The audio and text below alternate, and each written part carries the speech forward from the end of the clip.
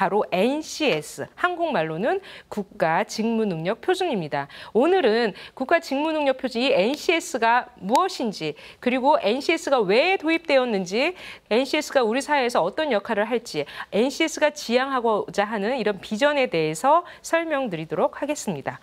NCS는 아까 말씀드렸듯이 기준이에요, 기준. 무슨 기준? 교육의 기준, 채용의 기준, 인사관리의 기준이라는 거죠. 이제 NCS의 용어는 National Competency Standard예요. 그래서 이제 산업 현장에서 일을 하는, 그러니까 일을 하는 게 사실은 더 쉽게 이제 들리시겠지만, 이제 법적인 용어는 직무를 수행하기 위해서 필요한 능력. 그 능력이라는 것은 이제 우리가 뭘 알아야 되는 그런 지식과 뭘 할 수 있어야 되는 기술과 이것을 하기 위한 기본적인 소양, 태도, 이런 것을 총체적으로 말하는 것을 능력이라고 합니다. 그것을 산업 부문별로 또한 수준별로 체계화한 거예요. 예전에는 산업하면 농공상, 뭐 농업, 공업, 상업 이것밖에 모르셨지 않습니까? 하지만 보다 굉장히 많은 산업들이 있다는 거예요. 경영, 회계, 사무, 금융, 보험, 기계 분야, 화학 분야, 뭐 보건, 의료 분야 굉장히 많은 산업들이 있습니다. 그 분야별로 어떤 능력들이 필요하고 내가 초기 처음 신입사원에 때는 어떤 능력 필요하고 과장 때는 어떤 능력, 나중에 임원이 되려면 어떤 능력이 필요한지 체계화한 자료예요. 이 그림을 한번 보시면 이제 산업 현장에서, 즉 일의 세계에서는 굉장히 뭐 이제 지식, 기술, 태도가 들쭉날쭉하다는 거죠. 뭔가 체계화되지 않았습니다. 그것을 NCS가 지식은 지식대로, 기술은 기술대로, 그리고 태도는 태도대로 이렇게 정리를 했고, 이것을 총체적으로 네가 할 수 있는 일이 무엇인지 명확하게 이제 수행 증거로서 나타낸 자료예요. 그래서 이렇게 나타난 그렇게 체계화된 자료를 갖고 교육에서도 활용을 해서 과연 학생들이 내가 일을 하려면 어떻게 어느 정도의 능력을 갖춰야 되겠구나 알 수 있도록 만들어주고, 채용 과정에서도 적어도 그 기준을 세워가지고 사람을 뽑는데 정확하게 체계적으로 사람을 뽑는다는 거죠. 또한 이제 경력 개발, 우리가 사실 이 분야에서 내가 어떻게 클 수 있는지를 사실 그 분야 일을 안 해보면 잘 몰라요. 여기 방송 분야도 마찬가지로 내가 실제 방송 현장에서 굴러가면서 선배들이 어떻게 가는지를 보고 배우는데요. 나름 국가 차원에서 이 NCS를 통해서 방송 분야에서는 일을 하려면, 그리고 어떻게 클 수 있는지를 이제 그림, 경력 개발 경로 모형으로서 보여준 겁니다. 이를 통해서 국가 차원에서는 아까 얘기했던 그런 악순환, 굉장히 능력과의 동떨어진 교육, 능력과 동떨어진 채용, 능력과 동떨어진 인사관리를 뭔가 하나의 기준을 세워가지고 이제 선순환 체계적으로 만드는 그런 작업을 하기 위해서 나온 게 바로 NCS라는 거죠.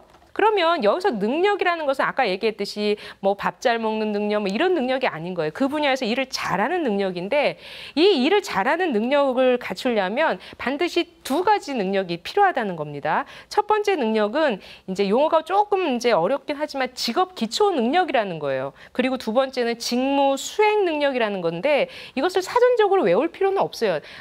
예를 들면 저 사람 참 일은 잘하는데 인성이 좀 안 좋아 라고 할 때 그 인성이라는 것을 우리가 직업 기초 능력이라고 이해를 하시면 될 것 같습니다. 그리고 두 번째, 저 사람 참 사람은 좋은데 일은 참 못해. 그 일을 잘 못한다는 것이 직무 수행 능력이라고 생각을 하시면 돼요. 그러니까 일을 하는 이 현장에서는 인성도 좋아야 되고 또 그 분야 일을 또 잘해야 되는 거죠. 이게 같이 이게 버무려져야 성과가 나오는 겁니다. 유능한 인재인 거죠.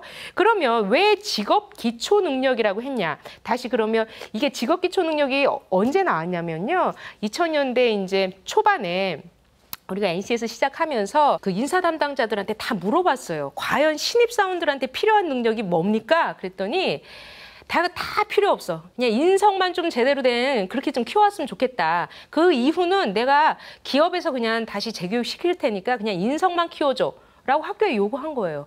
그 인성이 뭐지?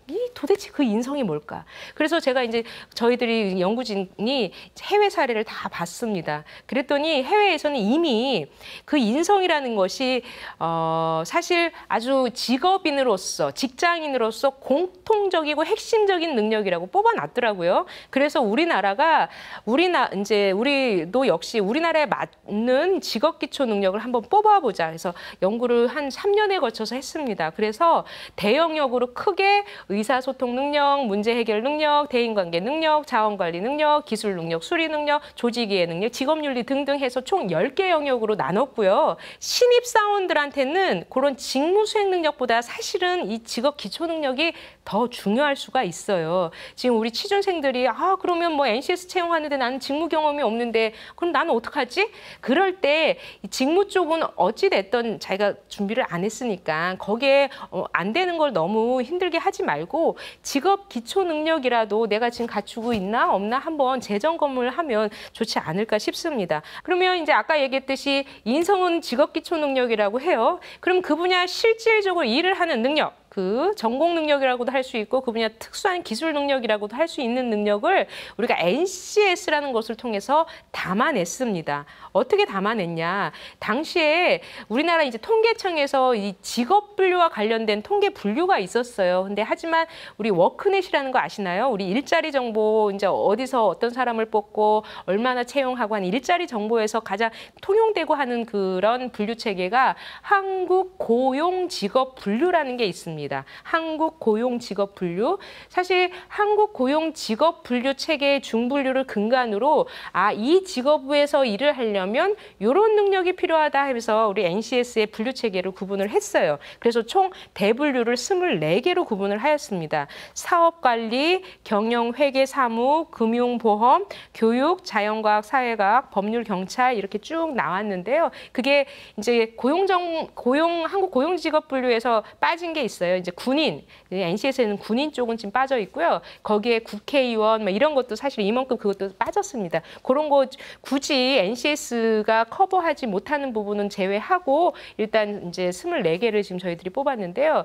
많은 분들이 그래요. NCS가 그럼 만병통치약인가? 모든 것을 다 커버하나? 이렇게 오해도 하시는데 사실 NCS는 고도의 하이 테크놀로지, 고도의 창의력을 요구하는 R&D 쪽 그런 쪽은 그쪽은 이제 어차피 연구 중심 대학에서 순수 학문을 연구하고 거기까지는 사실 NCS가 이제 커버하지는 않습니다만은 그냥 기본적으로 한 80%의 직업인 그러니까 우리 사회 직업 세계에서 일을 할 수 있는 그런 직업인 80% 정도는 커버할 수 있지 않을까 싶습니다. 선진국도 마찬가지예요. 그러니까 순수 학문 그런 쪽은 계속적으로 학문 중심으로 가되 정말 우리 그 경제를 돌려야 될 그런 일을 할 사람들의 한 80%그 정도는 이제 NCS라는 것을 통해서 인력을 양성하고 있습니다.